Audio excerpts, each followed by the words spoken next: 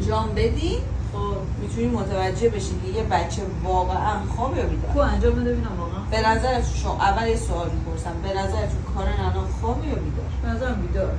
تو چی میگی؟ به نظرم همین الان چون چشماشو باز شب بیدار میشه. ولی به نظر من خواب.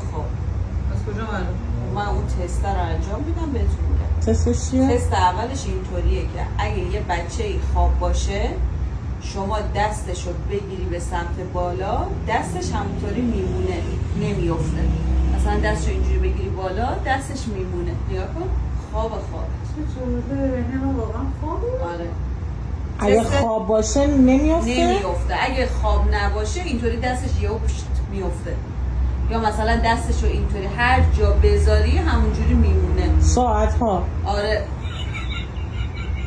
نگاه کن چقدر قشنگ خوابه. یا پا هم همین کارو خوب می‌کرد. پاشم بکن. مثلا پای بچه رو میداد بالا، پاش همینطوری میموند. چقدر باحال. نگاه چقدر سری خوابش بود.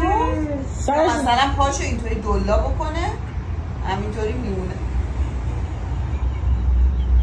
برای که نره خونشون هم شاید جواب بده ها. اصلا هرچی بچه به خوابش ببره دیگه تمومه. خب حالا درستش بکن که آره. گناه دارم. نگاه الان گوش همینجا نگاه همینجوری میمونه. چطوره؟ دستش مثلا سر نمیخوره بیاد. دهنشو با کنید دهنش همجوری میمونه. نه مال دست و پای فقط. فقط دست و پا ها؟ چطوره؟ انگشت. ممکنه دهنش نتونه نفس بکشه. ولی مثلا اگه من دستمو با یه چشش رو اینطوری باز کنم اون چشه باز میمونه. مثلا این چشش رو باز کنم چشه باز میمونه. دستشو. نه